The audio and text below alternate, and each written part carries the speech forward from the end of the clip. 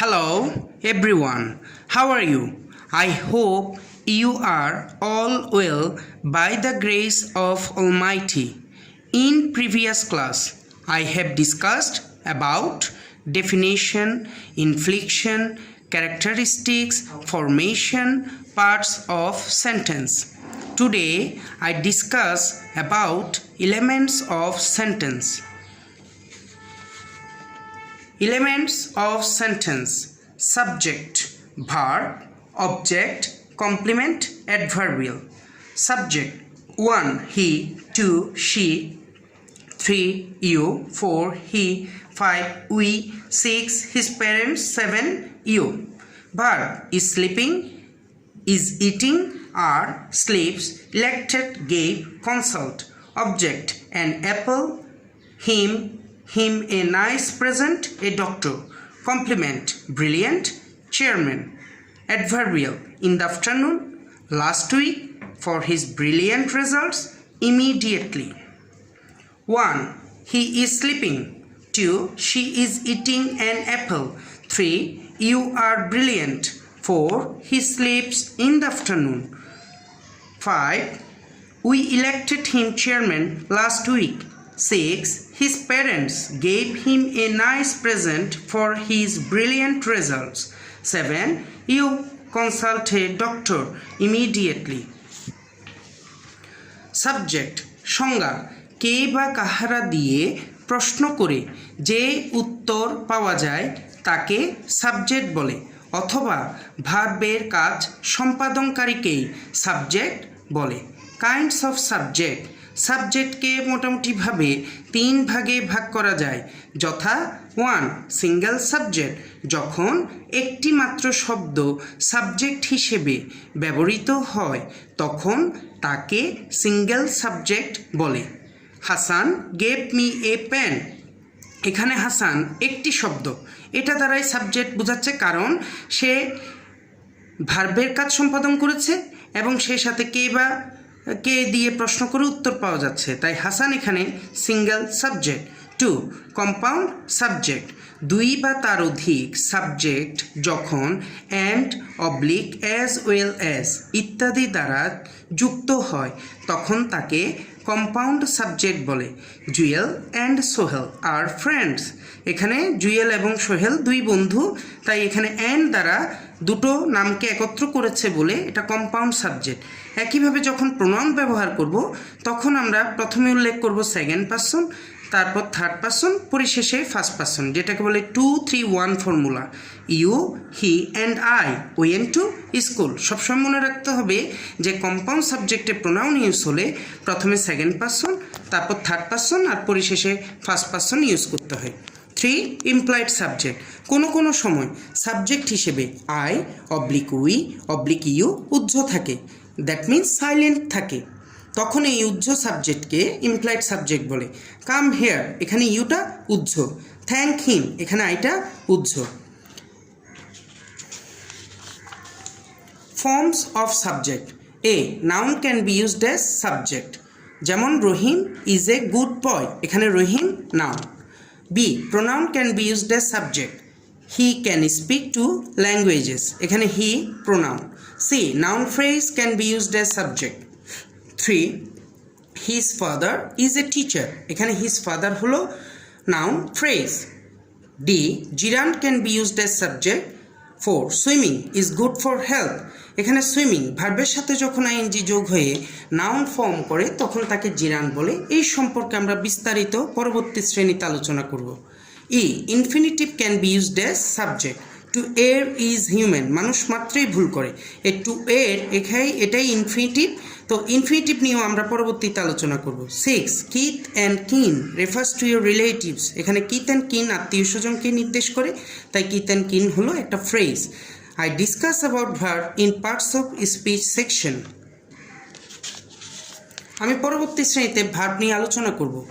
Object: সংজ্ঞা: ভার্বকে কি বা কাকে দিয়ে প্রশ্ন করে যে উত্তর পাওয়া যায় তাকে অবজেক্ট বলে। কাইন্ডস অফ অবজেক্ট: অবজেক্ট 2 প্রকার, যথা indirect object, 2. Direct object. Indirect object, যে অবজেক্ট দ্বারা ব্যক্তি বোঝায় তাকে ইনডিরেক্ট অবজেক্ট বলে, যেমন মি, আস, হার এটসেট্রা। ডিরেক্ট অবজেক্ট, যে অবজেক্ট দ্বারা বস্তু বোঝায় তাকে ডিরেক্ট অবজেক্ট বলে, যথা পেন, বুক, লেটার এটসেট্রা। এখন একটা ছক দিলাম, এই ছকে ইনডিরেক্ট অবজেক্ট, ডিরেক্ট অবজেক্ট ডিটেলসে বোঝা যাচ্ছে।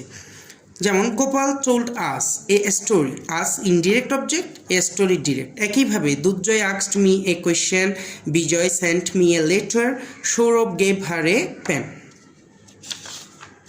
Forms of object, noun can be used as object, যেমন আই নো মাসুম, এখানে মাসুম হলো noun. Pronoun can be used as object, I like him, এখানে হিমটা হলো pronoun. C, noun phrase can be used as object. 3, he teaches my son, এখানে my son হলো noun phrase. D, gerund can be used as object, I like fishing, এখানে fishing হলো gerund। E, infinitive can be used as object, he wants to write, এখানে to write হলো infinitive। আর পরিশেষে passive infinitive can be used as object, passive infinitive can be used as object। He is going to be arrested, to be arrested হলো passive infinitive. এবার আমরা চলে যাই complement. এর কাজ হলো বাক্যের সাবজেক্ট বা অবজেক্টকে বর্ণনা করা। কাজে কমপ্লিমেন্ট দুই প্রকার হতে পারে, যথা subjective complement, 2 objective complement. Subjective complement যদি সাবজেক্টকে বর্ণনা করে তাহলে সাবজেক্টিভ কমপ্লিমেন্ট হয়, যথা 1, হি ইজ ইল, এখানে ইলকে সে, তাই সাবজেক্টকে বর্ণনা করছে। 2, হাসান ইজ ব্রিলিয়েন্ট, তাহলে এখানে ব্রিলিয়েন্টকে হাসান, তাই হাসানকে নির্দেশ করছে, দ্যাট মিনস সাবজেক্টকে নির্দেশ করছে, তাই দুটো উদাহরণই সাবজেক্টিভ কমপ্লিমেন্টের। অবজেক্টিভ কমপ্লিমেন্ট যদি অবজেক্টকে বর্ণনা করে তাহলে অবজেক্টিভ কমপ্লিমেন্ট হয়, যথা 1, দে মেড হিম ক্যাপ্টেন, আমরা তাকে প্রতিনিধি বাছাই করলাম, এই হিমকে নির্দেশ করছে ক্যাপ্টেন, তাই ক্যাপ্টেন হলো অবজেক্টিভ কমপ্লিমেন্ট। একইভাবে আই ফাউন্ড হিম ইল, তাকে অসুস্থ খুঁজে পেলাম বা তাকে অসুস্থ দেখলাম, তাহলে এই অসুস্থ কাকে দেখলাম, তাকে দেখলাম, তাই objective complement. Forms of complement, noun can be used as complement, তাহলে তামিম ইজ এ ক্রিকেটার, এখানে ক্রিকেটার হলো নাউন, তাহলে noun can be used as complement. Pronoun can be used as complement, it is me, এই মিটা হলো pronoun. C, past participle can be used as complement, উদাহরণস্বরূপ আমরা বলতে পারি he seems tired, he seems tired, এখানে past participle হলো tired. এরপরে ডি হলো adverb can be used as complement, your pen is here, এখানে হেয়ার হলো অ্যাডভার্ব, তাই adverb is complement. 5, we found him interesting, এখানে ইন্টারেস্টিং হলো অ্যাডজেক্টিভ, তাই adjective can be used as complement. F, the house is to let, এখানে to let হলো infinitive, তাই infinitive can be used as complement. তাহলে আমরা বলতে পারি আমরা কমপ্লিমেন্ট গঠন করতে কি কি ব্যবহার করতে পারি, noun, pronoun, past participle, adverb, adjective, infinitive, এই 6টি উপাদানের মাধ্যমেই আমরা কমপ্লিমেন্ট গঠন করতে পারি। অ্যাডভার্বিয়াল, অ্যাডভার্বিয়ালের ফাংশন হচ্ছে একটি বাক্যে ভার্বের কার্য সম্পাদনের ধরন, স্থান ও সময়, যেটাকে আমি ইংরেজিতে বলতে পারি ম্যানার, প্লেস অ্যান্ড টাইম নির্দেশ করে। একটা সেন্টেন্সে একাধিক অ্যাডভার্বিয়াল থাকতে পারে, আর যদি থাকে তবে সাধারণত ধরন, স্থান এবং সময় এই ক্রম অনুসারে বসে। এটা খুব ইম্পর্টেন্ট, যেটাকে আমরা বলতে পারি এমপিটি ফর্মুলা। এমপিটি অ্যাডভার্বিয়াল বেড়ায় প্রথমে ম্যানারটাকে লিখতে হয়, এরপরে প্লেস উল্লেখ করতে হয়, আর পরিশেষে সময়টাকে উল্লেখ করতে হয়।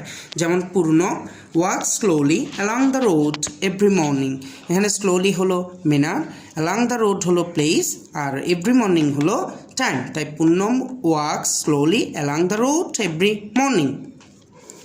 এখন আমরা এই পুরো বিষয়বস্তুর আলোচনার শেষে এক্সারসাইজ দিতে পারি, ছাত্ররা যাতে বুঝে কাজটা কমপ্লিট করতে পারে। তো এক্সারসাইজ হিসেবে কি দিচ্ছি, find out the elements of a sentence, বাক্যের উপাদানগুলো খুঁজে বের করো। Subject, verb, object, complement, adverbial in the following sentences, নিম্নলিখিত বাক্য থেকে subject, verb, object, complement, adverbial খুঁজে বের করুন। 1, she must be at least 35 years old. 2, I want to tell you something about 3 boys in our class. 3, don't give yourself airs. 4, I make the total 80. 5, have you ever seen the mountains covered in snow? তাহলে এই 5টা বাক্য থেকে আমরা 5টা উপাদান বের করে দেখাবো। আমি পরবর্তী শ্রেণীতে এই এক্সারসাইজগুলোর আনসার দিয়ে দেব। Thank you very much.